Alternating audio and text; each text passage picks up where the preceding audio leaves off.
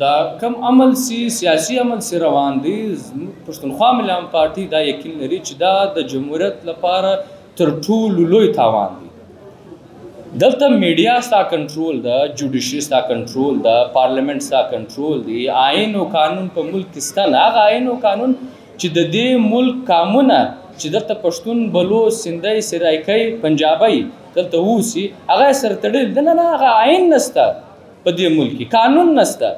او داسې چې ته خلک فورس کوې او سیاسي پارټیانې په بدله یا د سیاست ځای ګرځې، دا ډېر غیر جمهوري یو عمل دی، غیر آئیني عمل دی.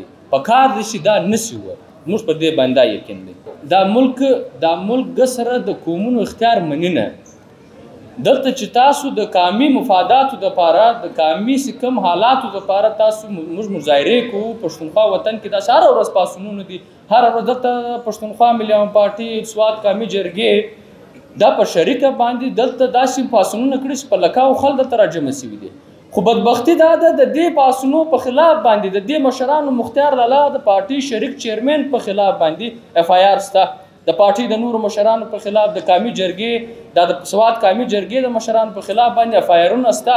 بلکې دوی غواړي چې دا خلک راواخلي. تاسو واورېدله د دې پی ډي ایم د یو جماعت یو ممبر دا خبره کوي چې دا کامپرسته دهشتګردان، دا موږ ته کامپرسته دهشتګردان ګسر دوی دا خبره کوي.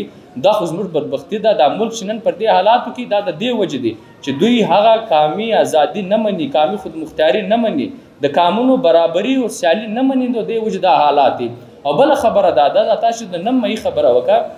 اوس افسوس هم موږ ته په دې راځي چې په دا دومره واقعاتو کې چې د پښتانه په وطن کې هر ځای پرامن یو احتجاج و.